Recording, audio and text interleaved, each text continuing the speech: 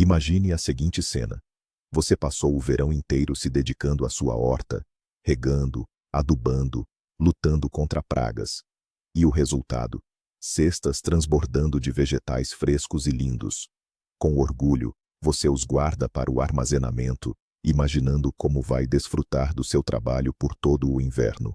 Mas um mês depois, você abre o porão ou a despensa e se depara com uma massa pegajosa e podre, exalando um cheiro para lá de desagradável.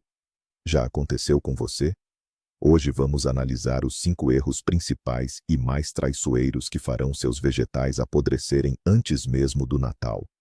E prometo, você vai se surpreender ao descobrir que o erro mais comum não é o que você imaginou. Nossos antepassados, por séculos, guardavam suas colheitas em porões sem a menor necessidade de geladeira e conseguiam isso com maestria. Eles conheciam pequenos, mas importantes segredos. Mas por que nós, com todo o nosso conhecimento e tecnologia modernos, muitas vezes nos saímos tão pior? O segredo está nos detalhes que deixamos escapar. O segredo para armazenar vegetais por muito tempo não é mágica, e sim o conhecimento de regras simples, mas cruciais, que vamos revelar hoje. Bem, vamos começar com o erro número 1, e talvez o mais crucial: a pressa e a preparação inadequada da colheita. Compreendo perfeitamente. É o fim da estação, o cansaço bate, as costas doem, e ainda tem uma montanha de vegetais para dar um jeito. A maior tentação é fazer tudo às pressas. Colher, sacudir a terra e direto para o porão. Certo? Errado. Isso é um caminho direto para, daqui a um mês, você estar tirando baldes de podridão do porão. Vamos por partes. Cada vegetal é um organismo vivo, e qualquer arranhão, por menor que seja, rachadura ou amassado, é uma ferida aberta, e onde há ferida, há infecção. Bactérias e fungos simplesmente adoram esses locais. Eles fazem a festa ali e depois se espalham para os frutos vizinhos e saudáveis. Peguemos, por exemplo, a cenoura ou a beterraba. Muitos cometem um erro grave. Começam a lavá-los com uma escova para que fiquem limpinhos e bonitos. Não faça isso. Ao fazer isso, você remove a fina camada protetora da casca, que ajuda o vegetal a se conservar. A terra deve ser removida delicadamente com as mãos, usando luvas, e depois os tubérculos devem secar bem na sombra, em um local arejado. De forma alguma sob sol forte, caso contrário, eles murcharão. Outro ponto importante é a rama. Ela deve ser cortada, mas não rente a raiz. Deixe um toco de 1 a 2 centímetros. Se cortar nivelado com o tubérculo, você criará outra ferida enorme. Se deixar a rama muito longa, ela começará a sugar a umidade e os nutrientes do vegetal, e ele rapidamente ficará molenga. E agora, sobre as batatas. Elas não devem ser enviadas imediatamente para armazenamento permanente. A batata precisa de um período de cura, como é chamado. Após a colheita, ela deve ser mantida por 1 ou 2 semanas em um local escuro, mas quente e bem ventilado. Nesse período, todos os pequenos arranhões nos tubérculos cicatrizarão e a casca ficará mais resistente. Só depois disso, as batatas podem ser selecionadas, removendo todos os tubérculos danificados, esverdeados ou doentes, e então armazenadas no porão. Lembre-se de uma regra simples: 1 hora dedicada à preparação e seleção cuidadosa da colheita no outono economizará meses de armazenamento e dezenas de quilos de produtos no inverno. Não seja preguiçoso. Inspecione cada vegetal. Se vir algum dano, separe-o. Esses frutos devem ser consumidos primeiro. Para armazenamento, envie apenas os exemplares perfeitos e saudáveis. Vamos agora à segunda falha fatal, aquela de que muitos nem sequer desconfiam. É o problema da má vizinhança. Acha que a sua despensa ou a sua adega é um porto de abrigo, um local tranquilo? Nada disso. Neste exato momento, podem estar a desenrolar-se verdadeiras guerras químicas lá dentro, e você está a perdê-las. O que acontece é que alguns vegetais e frutas são autênticos sabotadores. Eles libertam um gás especial no ar, o etileno, Por si só é inofensivo, mas para outros frutos serve como um sinal para o envelhecimento e a deterioração. É de facto uma hormona natural de amadurecimento. O principal e mais conhecido terrorista gasoso nas nossas despensas são as maçãs. Sim, essas suas maçãs bonitas e aromáticas. Se colocar uma caixa delas junto a um saco de batatas, estará a desencadear uma verdadeira catástrofe. O etileno libertado pelas maçãs faz com que as batatas germinem em massa e muito rapidamente. Ficam moles, com um sabor adocicado e perdem todas as suas propriedades nutritivas. O mesmo se aplica às cenouras. A proximidade com as maçãs pode deixá-las amargas. Outro casal problemático é a cebola e a batata. Frequentemente são guardadas juntas pela conveniência, mas é um erro tremendo. A cebola liberta a umidade, o que acelera o apodrecimento das batatas. Por sua vez, as batatas criam um ambiente que faz com que as cebolas amoleçam e se estraguem mais rapidamente. É como se estivessem a destruir-se mutuamente. Por isso, lembre-se da regra de ouro. Frutas, especialmente maçãs, peras e até tomates a amadurecer, devem ser sempre guardadas separadamente de raízes e couves. O ideal é que fiquem em cantos diferentes da despensa ou adega, ou até mesmo em divisões separadas. Batatas, à parte. Cebolas e alho, também à parte, num local seco e bem arejado. Assim, o mito de que, na despensa, tudo junto não faz mal, é um dos mais prejudiciais. A zonificação correta do seu espaço de armazenamento não é um luxo, mas a garantia de que os seus alimentos durarão até a primavera, em vez de se transformarem numa massa intragável. Respeite o espaço pessoal dos seus vegetais, e eles retribuir-lhe-ão com uma vida longa e fresca. Bem, já abordamos a preparação e a questão dos vizinhos. Agora vamos ao terceiro pilar, essencial para um armazenamento bem-sucedido. O erro número 3 é ignorar o microclima. Você pode preparar os vegetais perfeitamente e organizá-los da maneira certa, mas se a sua adega ou porão estiverem com um calor tropical, ou pelo contrário, com um frio ártico, todo o seu esforço será em vão. Cada tipo de vegetal tem suas próprias exigências de temperatura e umidade, mas existe um meio-termo ideal que devemos buscar. A temperatura ideal para a maioria das raízes, cenouras, beterrabas, batatas e também para o repolho é entre 0 e 4 graus Celsius. Se estiver mais quente, eles começarão a respirar ativamente, brotar e perder umidade rapidamente.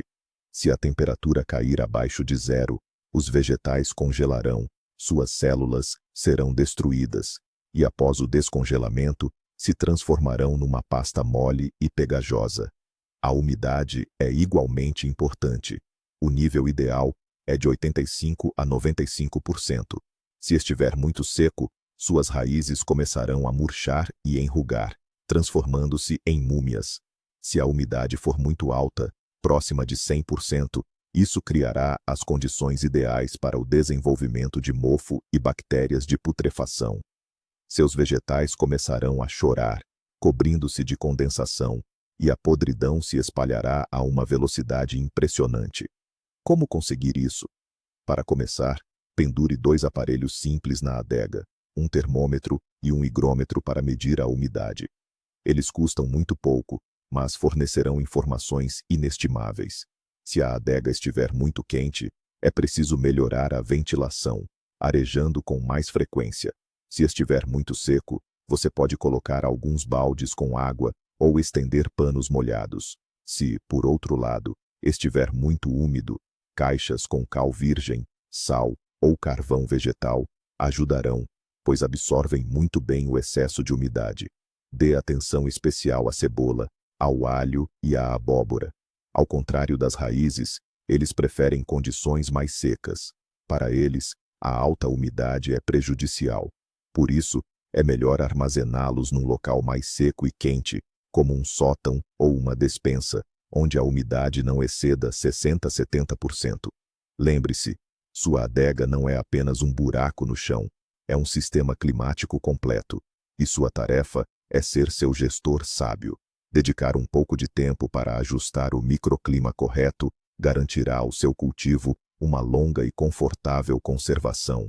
Certo, vamos em frente. O erro número 4 é a embalagem inadequada. Sim, o recipiente onde você guarda sua colheita faz toda a diferença. O mundo moderno nos habituou ao plástico. Adoramos colocar tudo em convenientes recipientes plásticos, caixas e, pior ainda, em sacos plásticos. Parece tão prático, limpo, organizado, nada se espalha. Mas para o armazenamento de vegetais, isso é um verdadeiro desastre. Vamos lembrar novamente. Vegetais são organismos vivos.